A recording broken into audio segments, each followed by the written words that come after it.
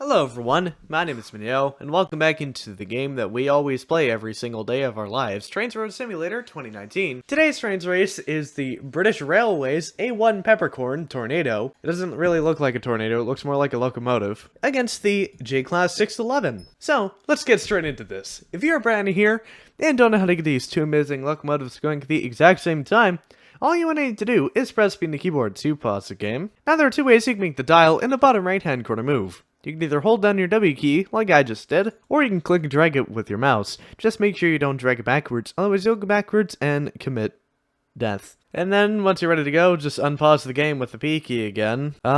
Let's go.